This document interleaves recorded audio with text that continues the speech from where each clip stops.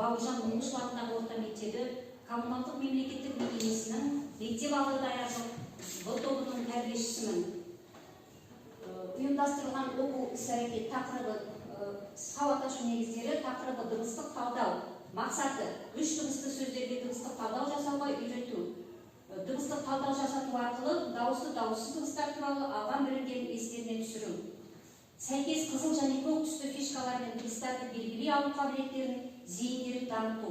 Тыңғылықты жұмыс істеуге, еңбекқорлыққа тәрбиелеу.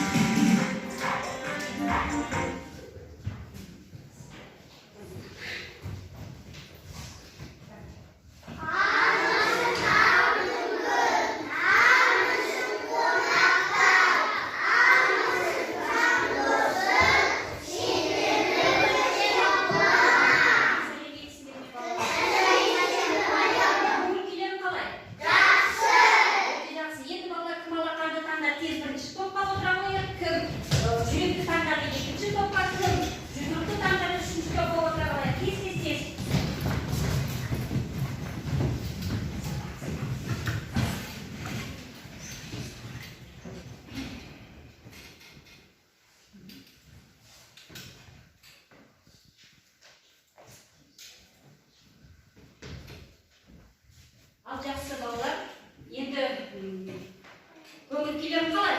Жақсы! Жақсы. Енді балалар өткен тақырыпты есімізге түсіру үшін кезге тілші Сабина сендерге сұрақ қоямын. Дайынсыз ба? Иә! Дыбыс дегеніміз не?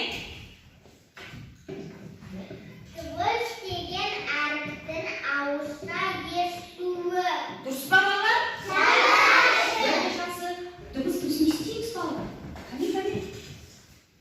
Қане? Дұрыс па балалар? Жақсы. Ал әріп дегеніміз не?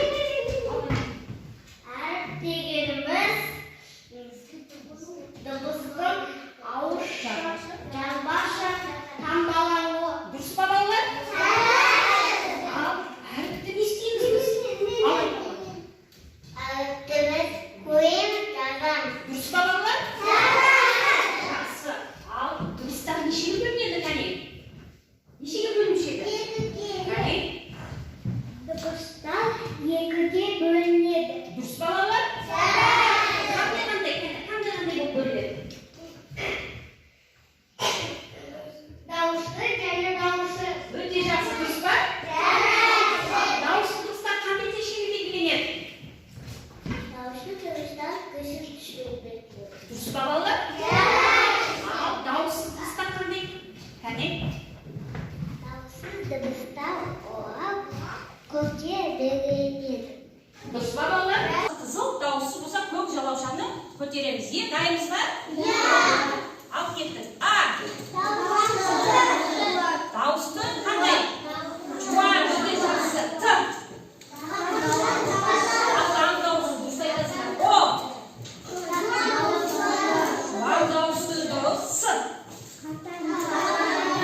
Бәріміз қатысып отырамыз. Жақсы. Н. Үн. Дауысты өте жақсы. Ә. Енді дауысты дұрыс айтамын. Қ. Дауысты өте жақсы. Неге ендеше балалар біз дауысты дыбыстар жуан шешке бөлінеді жаңа айттым, е? Дауысты дыбыстар өшінде не? Өте жақсы. Өте жақсы. Не балалар, сендер өткен тақырыпты өте жақсы меңгеріпсіңдер. Бір-бір бәрі өзімізге баға берейікші. Тамаша.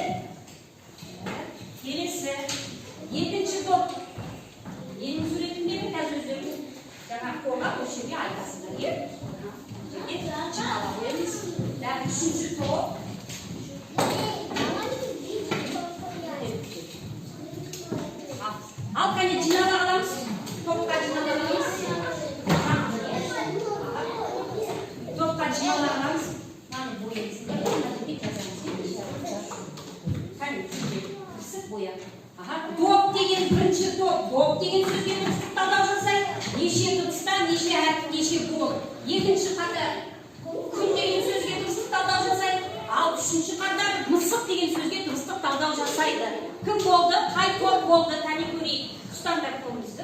Ұстай алыңыз. Қане қандай сөз берді? Мысық. Буынға бөлейікші. Неше буын? Екі буын, жақсы.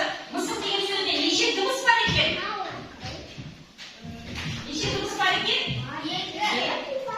Бес дыбыс деп жазыпсыңдар, дұрыс.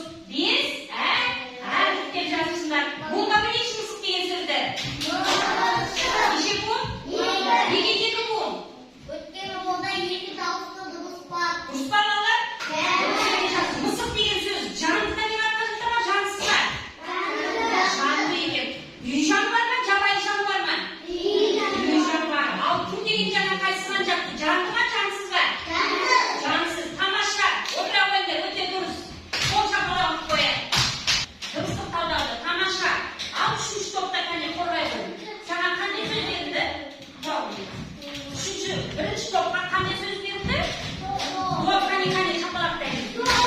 Бір, дейді. Неше дыбыс бар? Үш дыбыс бар дейді. Үш. Буын. Дұрыс па балалар? Ал енді доптың пішіні қандай? Доптың пішіні қандай? Жақсы отыра қоймалы жарайсың. Домалақ дұрыс айтады. Диаметралық пішінде жаңағы шеңберге келеді.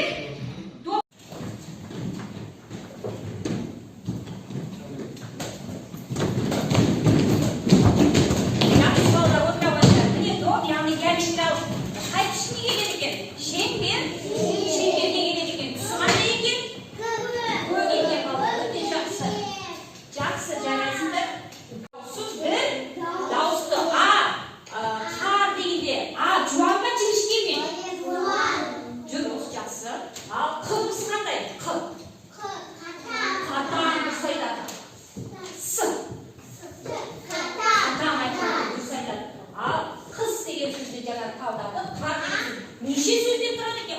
Неше дыбыстан тұрады екен? Үш дыбыстан. Неше әріп? Үш әріптен тұрады екен балалар. Түсіндік пе? Үш дыбыстан басталатын сөздерге дыбыстық талдау жасай аламыз ба балалар? Жасай аламыз. Енді екінші тапсырмаға қарайық балалар. Екінші тапсырмада былай дейді. Суреттегі дауысты дыбыстан басталса қызыл карандашпен бояймыз.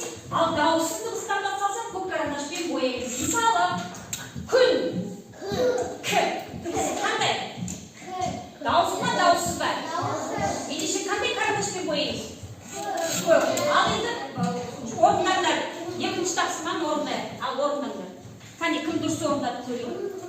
Қай сөзден басталса, дауысты дыбыстан басталса қызыл, дауыссыз дыбыстан басталса көкпен бояймыз. Ал жұмыс істейміз. Қане кім күшті дұрыс бояймыз? Тексеріп шығайық. Бояймыз. Тон деген сөз. Дұрыс көп. Көкпен бояймыз. Көкпен бояймыз. Тон дегенде дыбыс дауыссыз. Жарайсыңдар. Ендеше сендер балалар, сендерге сабақ ұнаған сияқты түсінікті әрі қызықты болды дейді. Қызықты болды ма бәрімізге? Жақсы, сендер өте жақсы бүгін қатыстыңдар балалар. Мен балалар аймын, сендер менің жарқыраған жұлдызым сияқты жұлдыз болып жүре беріңдер. Тек қана бір шыңнан көріңдер. Сабаққа өте жақсы белсенді қатыстыңдар. Сендерге жұлдыз шамды таратамын. Ала ғой.